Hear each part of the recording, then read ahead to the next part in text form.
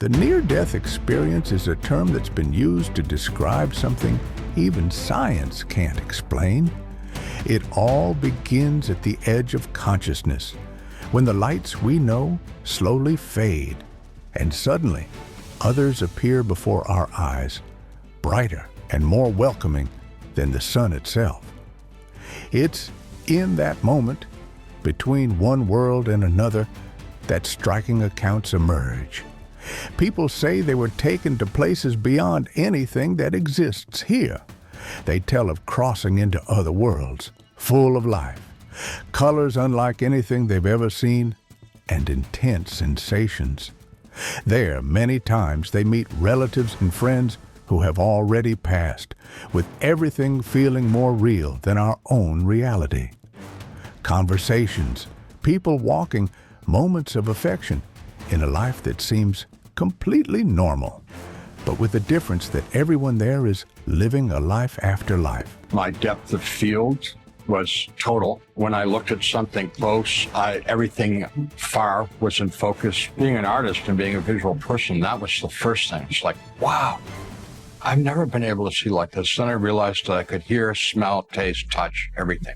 For those who experience it, near-death experiences don't feel like dreams or quick hallucinations. They are memories so vivid and real that, upon returning, the ordinary world we live in feels small, like a distant echo of what was experienced. Consciousness is beyond time and beyond space. It's always everywhere, inside and outside. And we have to change. We have to expand science into post-material science. We have to change the paradigm to include subjective experiences. Then comes the question that has followed humanity for centuries. What happens after life? Could there really be another place, bigger and brighter, where, besides feeling much more alive, we find the ones we love and continue our journey even after the end of life on Earth? I never felt alive and then dead. I never felt conscious and then unconscious. I felt conscious and then more conscious. I felt alive and then more alive. From doctors to pilots, children to scientists, many accounts challenge old certainties and raise new questions.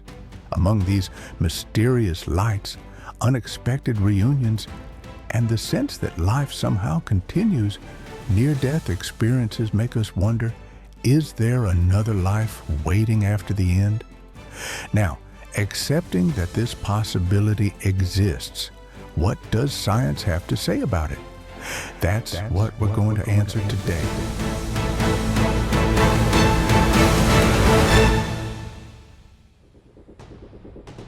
The date was July 18, 1969, in Burbank, California.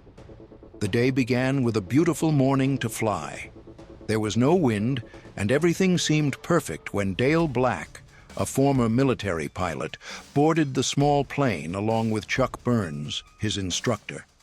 They taxied down the runway, gained altitude, and when they were about 100 feet off the ground, Dale noticed that something was wrong.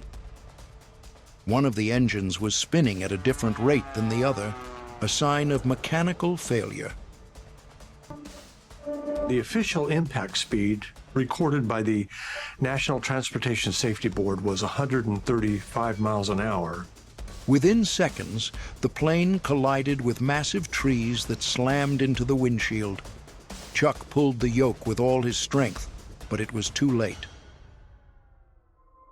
What happened next would forever change Dale's understanding of life and death. You realize that you are not a body. I believe it's what happens to everyone when they die. Suddenly, he found himself above the crash site, watching everything from above, with no pain, no fear, just a strange calm. He could see the wrecked plane and 3 bodies, including his own. First, he recognized Gene, then Chuck, and finally, less than 5 feet away, he saw himself. It was his first experience of what science would later call a near-death experience, or NDE. That acronym defines extraordinary events reported by people who were close to death or were declared clinically dead for a few minutes, but were revived and came back to tell their stories. The phenomenon gained scientific recognition decades later when researchers like Raymond Moody began systematically documenting these accounts. In another striking case that happened years later, Howard Storm, a university professor from Kentucky, was traveling with his students on an art tour through Europe in 1985. I started at Northern Kentucky University in 1972. I was hired as an assistant professor, and I was offered a promotion to full professor at the age of 25. And I was also given tenure my third year. On June 1st in Paris, Storm felt the most intense pain of his life in the middle of his abdomen. He had a perforation in his duodenum, a hole below the stomach that caused acids and enzymes to leak into his abdominal cavity. For 10 hours in the Parisian hospital, he begged for medical help that never came, since it was the weekend and no surgeon was available.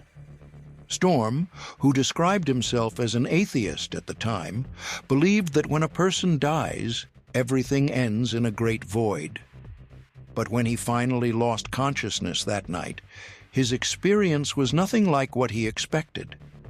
He found himself standing beside his hospital bed, feeling better than he had ever felt in his life. I awoke from unconsciousness, standing there next to the bed, feeling better than I'd ever felt before in my life. His vision had improved dramatically, letting him see almost 360 degrees with full depth of field, and all his senses were intensely heightened. My depth of field was total. When I looked at something close, everything far was in focus. Being an artist and being a visual person, that was the first thing. It's like, wow, I've never been able to see like this. Then I realized that I could hear, smell, taste, touch, everything.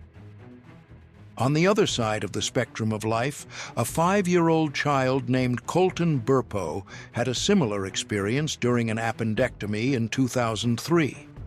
During the procedure, he reported leaving his body and being taken to heaven, where he met relatives who had already passed away, including a brother his parents had lost in a previous pregnancy, something that had never been mentioned to the child.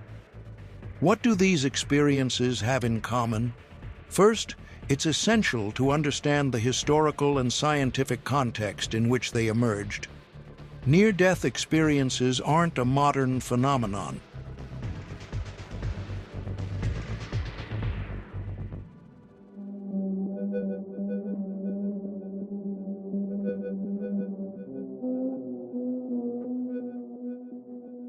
Plato wrote about a soldier who woke up on his funeral pyre and reported similar experiences in the Republic. The Apostle Paul, in the New Testament, described being caught up to the third heaven after being stoned in Lystra and left for dead. However, it wasn't until the 1960s and 70s that these experiences began to be studied systematically. The turning point came with Dr. George Ritchie, who publicly spoke about his 9-minute clinical death during World War II. Ritchie reported meeting Christ and being guided through 4 different realms of the afterlife. His lecture at the University of Virginia was attended by Raymond Moody, a young philosophy professor who became intrigued by the story. Raymond Moody began researching the subject in 1969 when he became a philosophy professor at East Carolina University. During his classes on Plato, he started hearing similar accounts from students and other members of the university. Initially skeptical, Moody was gradually convinced by the consistency of the stories he was collecting. In 1975, he published Life After Life, a book that sold over 15 million copies and was translated into 14 languages, officially coining the term near-death experience. What happened to you? Well, I was in the Army. I was 20 years of age, and I was pronounced dead from double whole pneumonia. They know that I was dead 9.5 minutes because he told the ward boy to take me to the morgue, but the ward boy thought he saw something move, so he asked him to come back and check me over, and he told him I was just as dead the second time as I was the first. And then he did give a shot of adrenaline directly into the heart, and 4 days later I became humanly conscious again. What happened during those 9 minutes? Who did you see? What happened? John, this is why I've written this book. Yes. I met the Christ because I was told to stand up. You're in the presence of the Son of God. He came into my room, and he conducted me through 4 different realms of life after death. He really brought out 3 things that changed my life, and I think was a major reason he told me I had to come back, because I didn't want to come back here. You didn't want to come back? No, I absolutely did not. What are the 3 things? All right, the first thing, can you imagine being in the room with somebody who knows every single minute detail of your life and totally accepts you and totally loves you? And that's the first wonderful thing. I found out that the one person I'd been always taught to judge the quick and the dead was in the loving department instead of the judging department. The next thing that he showed me by taking me through 4 different realms of life after death is that you and my Father doesn't send us in place. The type of life we live here determines where we're going when we leave here. It does determine? Yes. He doesn't send us to heaven or hell or purgatory or anything else. But you don't leave, say, kindergarten here and start to university. You've got to go through grade school, intermediate school, high school, and the type of grades you make your interest determine which university you're going to. So if you're a bastard, you don't get a good hereafter. No, you... Cheer me up. You really don't. Yeah. I don't think in your case I have to cheer you. No, but I know a lot of people. I just want to make sure we're not going to meet again so fast. Go ahead. Well, let me put it this way. Over here we have a saying, birds of a feather flock together. Right. Over there you have to flock together because it's too embarrassing to be with people who don't think the same way you do. And George is going, that's right. And you have mental telepathy over there, so you can't take somebody for a ride with your thoughts. What you actually think is instantaneously aware to them. Right. So you go to whatever realm you're best suited to go to. All right. What? So now, give me the 3 things again, All right. First, that we really do have, because Jesus said, if you've seen me, you've seen what the Father is like. We have a God of love. A God of love. Who's always for our good interest. Right. Second, that there are many different realms of life after death, not just 2. But we go, depending on what type of life and what our interest is here, depends on where we start off over there. And the third? Third, that life really is forever. We don't die. Death is nothing more than just a gateway through which we go. Moody's work sparked worldwide interest, but also skepticism within the medical community. That's when Michael Sabom, a cardiologist at the University of Florida, decided to investigate these claims scientifically.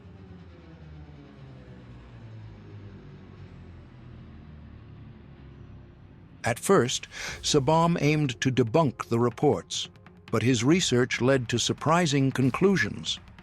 Over 5 years, he and his colleague Sarah Kreuziger interviewed patients who had been revived after cardiac arrests, developing rigorous scientific protocols to document their experiences. The third patient Sabom interviewed had an experience similar to those described by Moody. This discovery led him to dig deeper into the subject, eventually documenting hundreds of cases. What impressed Sabom most was the accuracy of the details patients were able to provide about their own resuscitation procedures, details they shouldn't have been able to perceive while unconscious.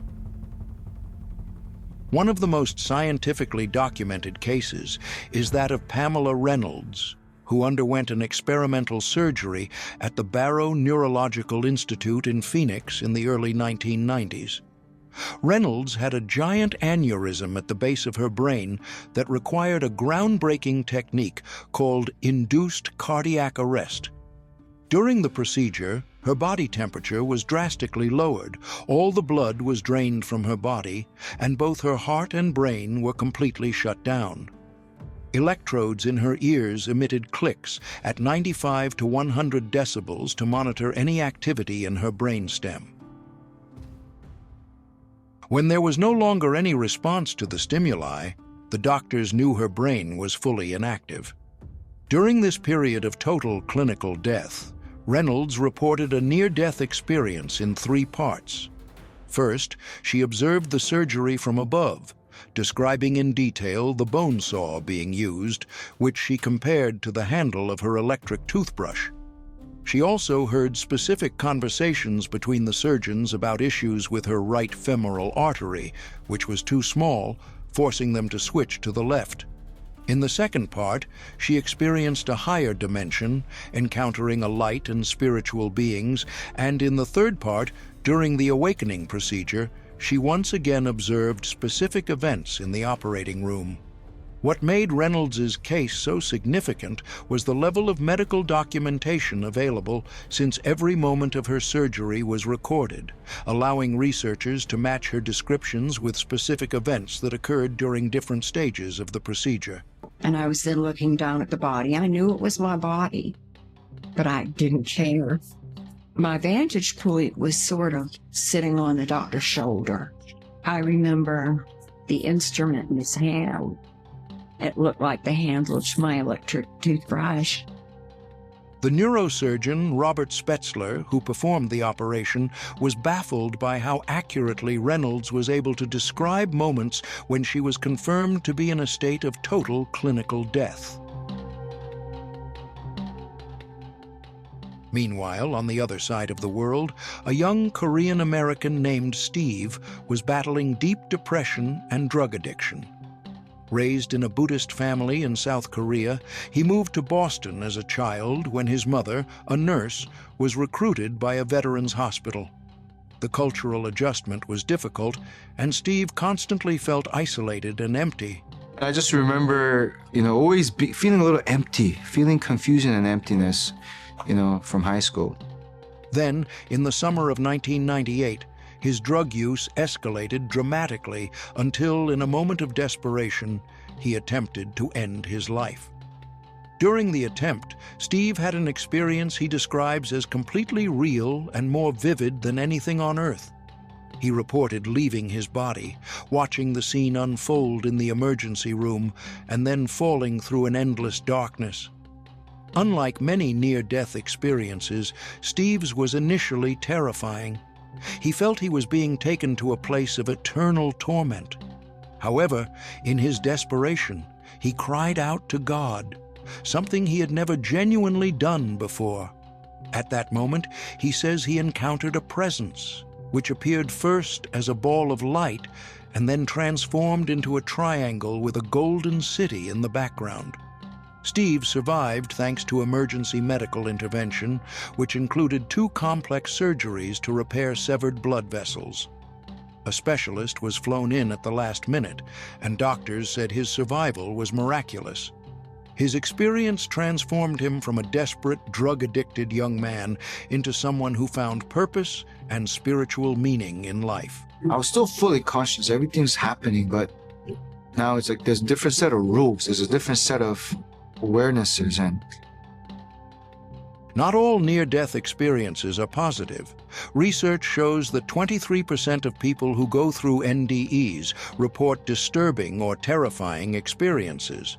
Howard Storm had a mixed experience that included both hellish and heavenly elements. After his initial episode in the hospital, he described being taken by dark beings through gray, foggy corridors. These entities grew increasingly hostile, eventually attacking him physically, and it was only when he cried out for Jesus that the experience changed dramatically. So I was asking the people around me, like, this isn't the hospital, this isn't right, where are we, stuff like that. And their response was, shut up, be quiet, keep moving, move, guys!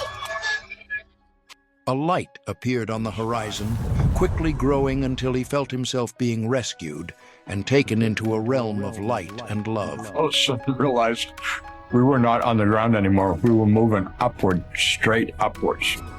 So I've got my face buried in his chest, hanging on to him. I'm like, I don't want him to let me go because I'm afraid if I let go, or if he lets go, I'm going to fall back into that horrible place again. Don Piper had one of the most well-documented experiences of visiting heaven. Why? You let me see that, and you brought me back to this. What is going on here? What's the purpose of this? On January 18, 1989, while driving home after a religious conference in Texas, his car was hit head-on by a truck on a narrow bridge. Only really to the end of the bridge, and then the highway goes up. So I couldn't see beyond the end of the bridge. The impact was devastating.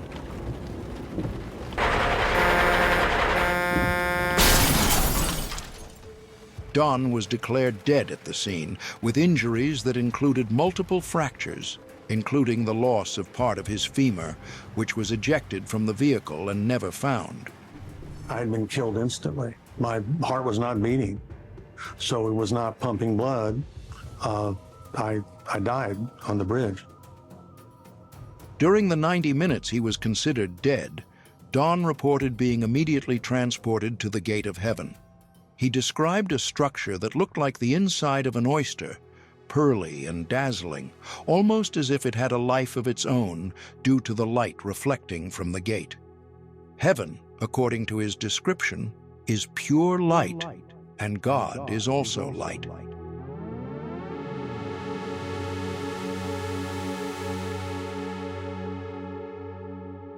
There, he was welcomed by his grandfather, who had died when Don was a child and now appeared in the prime of life and health. In heaven, Don was surrounded by dozens of people he had known and loved during his life. All of them appeared to be at the best point in their lives, radiating love and joy. He described the heavenly music as incredible, with thousands of songs playing simultaneously without any confusion, covering every style of music. Don deeply wanted to stay, especially after seeing, through the gate, a long avenue that cut through a city. His idea was to climb a distant mountain to bow before God and give thanks for being allowed to enter. However, he was told it wasn't his time yet, and against his will, he returned to his physical body. The return was traumatic for Don. He underwent more than 30 surgeries over years of recovery, facing chronic pain and deep depression. His wife, Eva, witnessed his suffering and at first couldn't understand why he wasn't happy to have survived.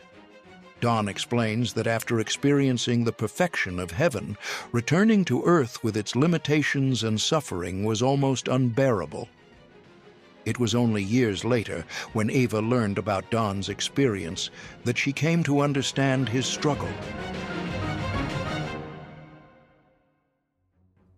Mary Neal's experience offers a unique perspective, as she is a doctor, a spine specialist and orthopedic surgeon. On January 14, 1999, during a kayaking trip in Chile, South America, her kayak got trapped under a waterfall, leaving her submerged for more than 15 minutes. As a physician, she knew she was dying, but paradoxically, she felt more alive than ever. I felt this incredible experience, like I was just part of the water. She knew with absolute certainty that she was in the arms of Jesus Christ. It's just something that is outside of our language.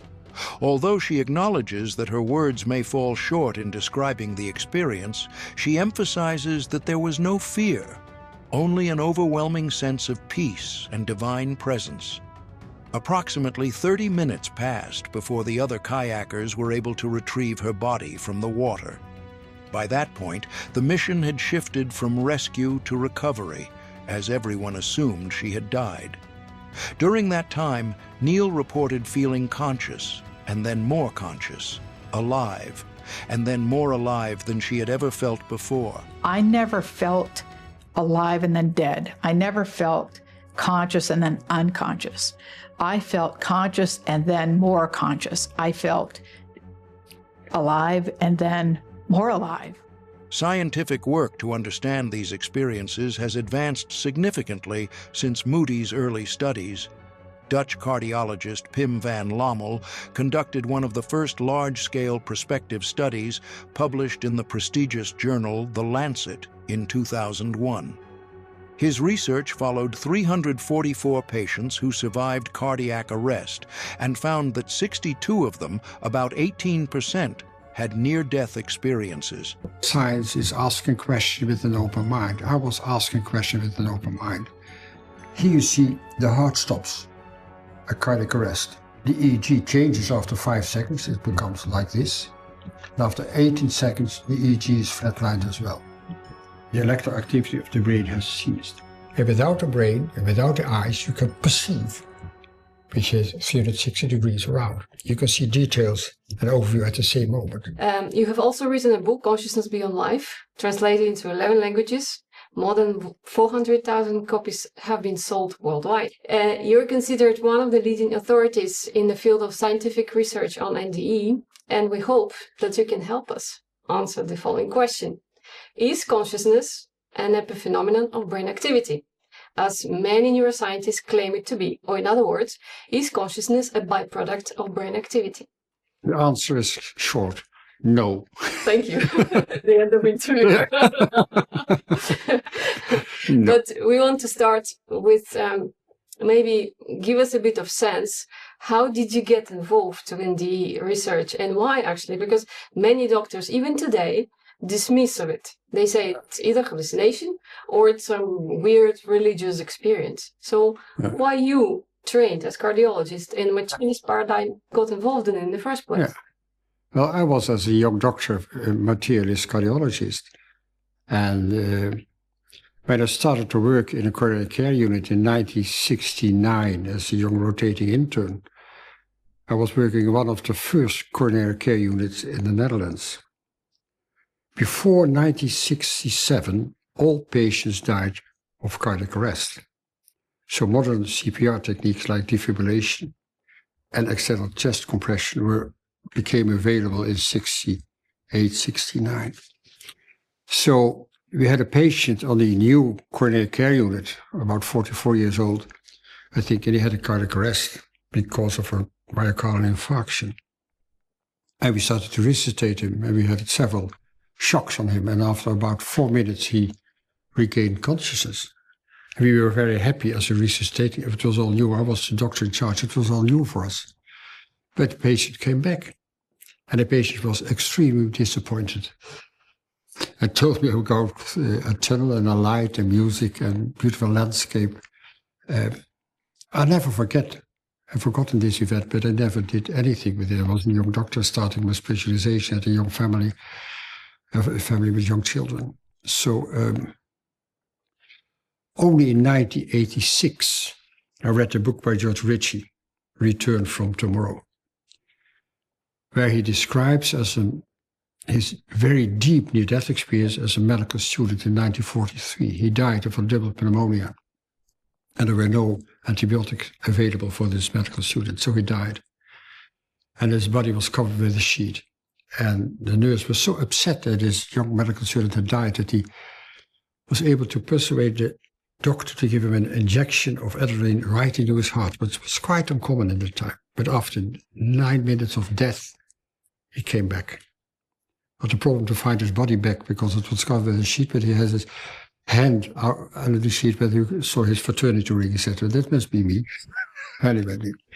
But he had a very impressive near-death experience. All the aspects we know now, he had also in dark regions as well.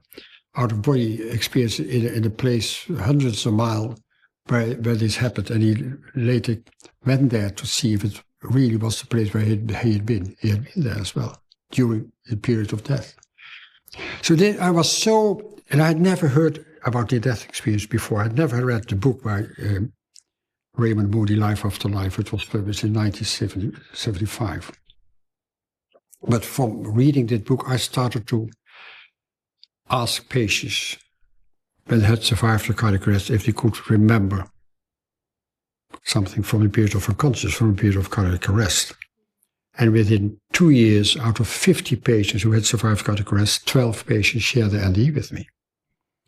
And that was the moment that my scientific curiosity started to grow, because I had learned on university, as we all learned still in school and university, that consciousness is a product of brain function.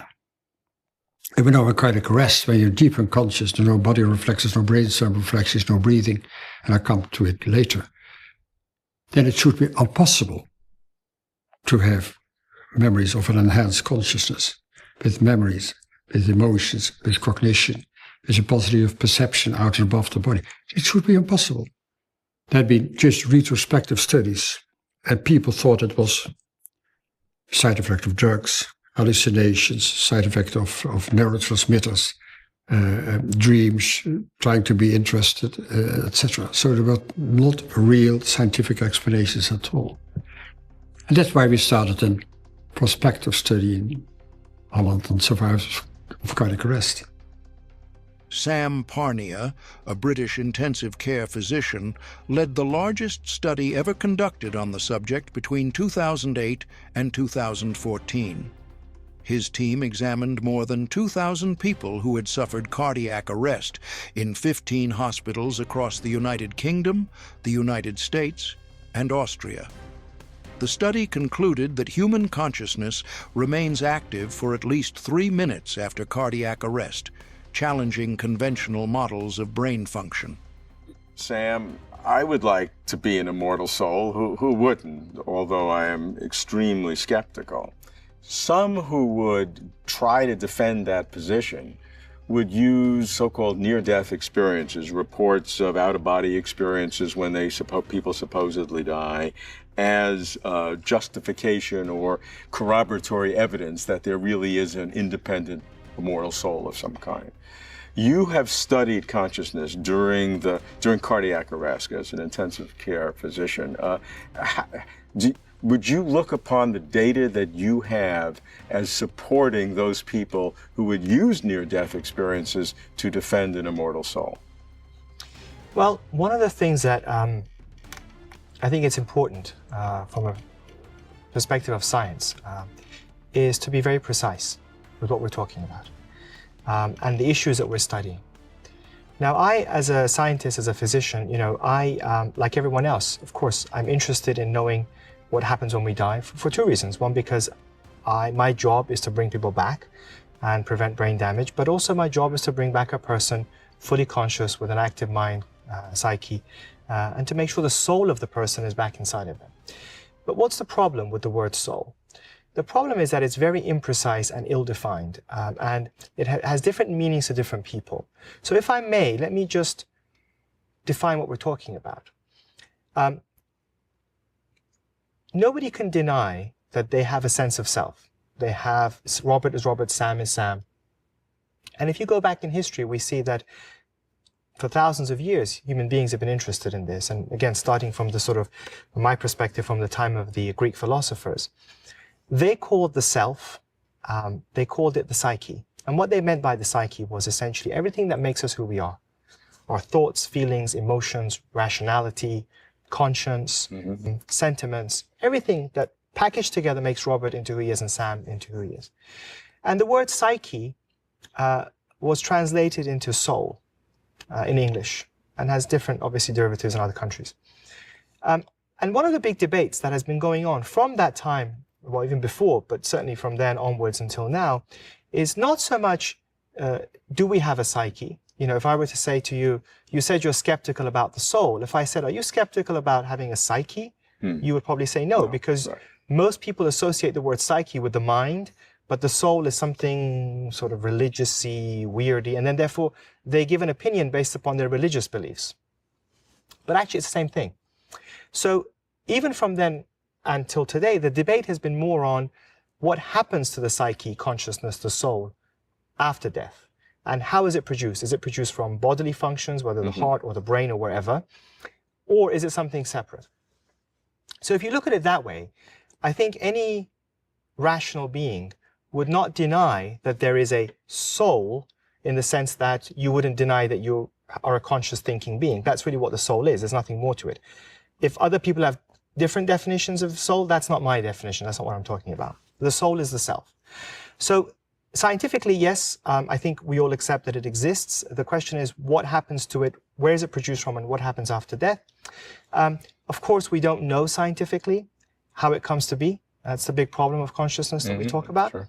But the evidence, certainly from research that is being done in cardiac arrest patients, people who have gone beyond the threshold of death, suggests that consciousness, psyche, or soul does not become annihilated when people have gone beyond the threshold of death, at least not in the early stages of death. So this is a very important distinction you're making, that is, you're defining soul as psyche, which is the self. You can make an affirmative, strong comment that this can exist even though the person is clinically dead for a period of time measured now in hours. Beyond that, you can't say, but during that time. But for other people to use that information to defend their definition of soul, which is this immortal soul, whether it's a platonic or religiously based, your data does not support that. Again, if I may, I have made a very conscious decision not to get involved with people's personal beliefs or religion in the global sense, because if you think about it, again, those things mean different things to different people. If you take say you take Christianity. Within Christianity, you have multiples of different opinions and views. You apply that across religious views across the world. You've got culture, all sorts of things mixed up. Sure, so I don't know how our research impacts people's beliefs. But what I do think is important is that for the first time in history, our opinions and beliefs should be guided by the results of research, rather than the way it is today, which is that basically you probably have millions or billions of different opinions about what happens when we die. So the viewpoint that I think is probably most consistent with the results of our research so far is the view expressed by eminent scientists such as Professor Sir John Eccles, the Nobel Prize winner, more recently Professor Bahram Elahi, who's given a series of lectures at the Sorbonne in Paris, which is basically that consciousness, psyche, the soul exists, yet it's a separate, undiscovered entity to the brain. It's most likely a very subtle type of nature. It's not immaterial. It's not weird and magical. It has some materiality, but it's very subtle. This is what Professor Bahram Elahi has proposed, and that it is who we are, and that it should be studied with the objectivity of science rather than this sort of vague or ways that people discuss it today. However, one of the most significant breakthroughs in NDE research came from a scientific accident in Vancouver, Canada. Neurosurgeon Ajmal Zemar and his team were monitoring the brainwaves of an 87-year-old epilepsy patient when he suffered a fatal heart attack. By sheer chance, they captured the first detailed recording of a human brain dying. The monitoring revealed that in the 30 seconds before and after cardiac arrest, the brain waves followed patterns similar to those seen during dreaming or memory recall. Because of this finding, they suggested that a final life review may actually occur in a person's last moments. But that still doesn't explain how people can describe situations in such detail when their bodies show no vital signs. Bruce Grayson, a psychiatrist at the University of Virginia and one of the leading researchers in the field, developed the Grayson NDE scale, which has become the international standard for identifying and quantifying authentic near-death experiences. Grayson documented that 127 out of 578 cases in his collection, 22% occurred under general anesthesia, including out-of-body experiences where patients observed the medical team working on their bodies, contradicting the expectation that anesthesia would eliminate any conscious experience. When Raymond Moody wrote his book in 1975 that described near-death experiences, he listed 15 features. A couple of years later, I tried to develop a scale to measure near-death experiences, so I looked in all the literature about that, and I found more than 80 features that people had described as part of a near-death experience. So I gave this list of 80 people to a bunch of near-death experiencers and had them pick the ones that were most important. And then I gave that list, they whittled down, to a bunch of researchers and asked them which ones they thought were the most reliable. And then I gave that back to the near-death experiences. I went back and forth until I came down with a list of 16 different features which I thought were the most important. I called it the NDE scale for near-death experience. It was published in 1983. which is quite old now, but it's been used in all around the country, all around the world, in 20 different languages, in thousands of studies. And it's used to quantify, to measure how deep a near-death experience is. Research has also revealed consistent patterns in NDEs around the world. The first typical element is when the person sees themselves floating above their physical body, often watching the resuscitation efforts. This is commonly followed by a passage through a dark tunnel toward an intense light. This light is universally described as being unlike any known light brighter than the sun, yet it doesn't hurt the eyes, and it radiates powerful feelings, including love and unconditional acceptance. Many people report encounters with deceased relatives or friends who appear healthy and in the prime of life. Life review is another common element, where the person sees key moments of their existence, often from the perspective of those affected by their actions. Some people report visiting places of indescribable beauty, with colors beyond the normal visual spectrum and music more beautiful than anything known on Earth. One particularly intriguing aspect of the research is the phenomenon of blind individuals reporting visual experiences during their NDEs. Kenneth Ring conducted a study with 23 blind individuals, 14 of whom had been blind since birth, who reported NDEs with detailed visual components. One of these accounts involved a 5-year-old girl named Marta, who was completely blind and drowned in a lake. She vividly described feathers and bird eyes, details of streetlights, and other visual elements she had never physically seen before.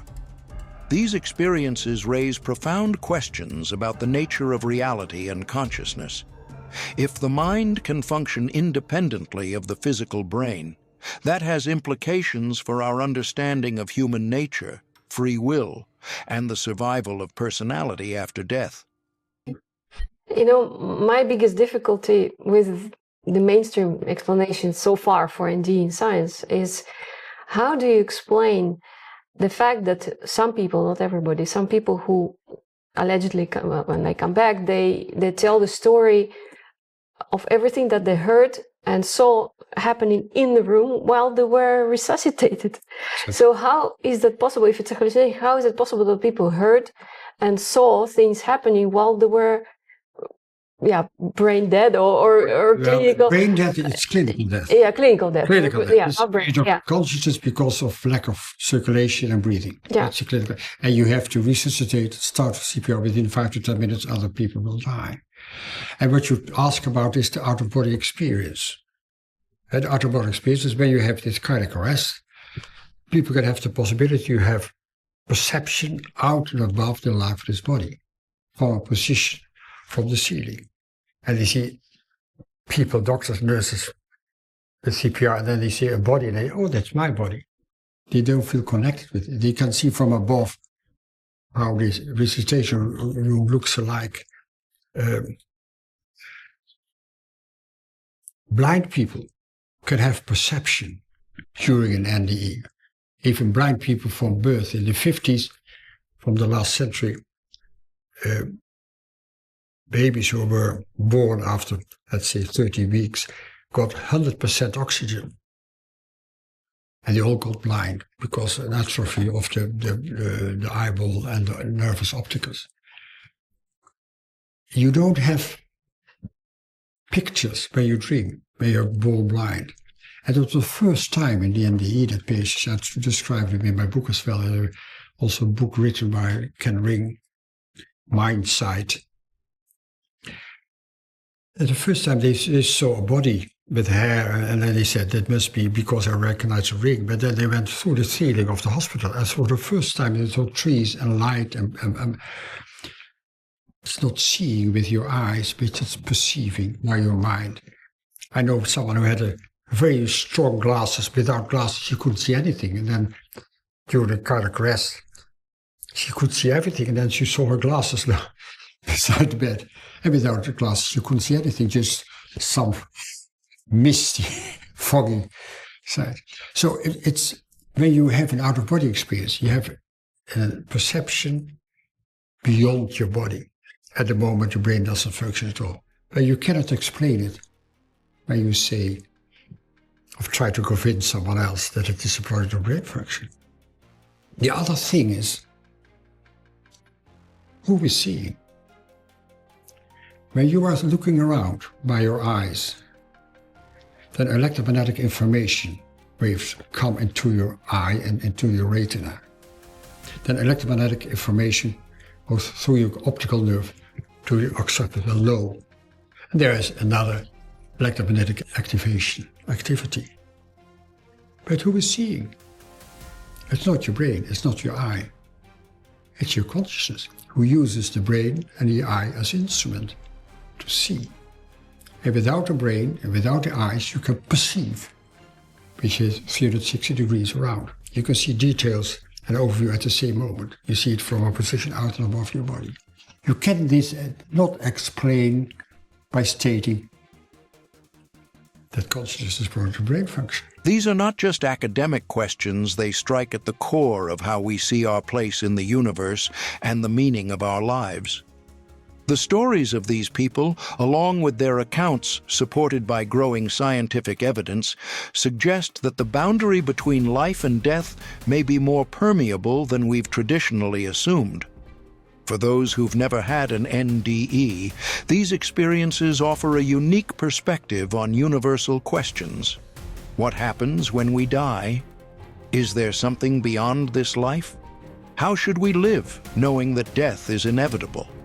NDEs don't offer definitive answers to these questions, but they do provide intriguing evidence that death may not be the absolute end so many fear, and raise new questions about what it means to be human. And according to Bruce Grayson, one of the leading researchers in the field, these experiences may eventually lead to more complete models for understanding consciousness, one of the last great mysteries in science.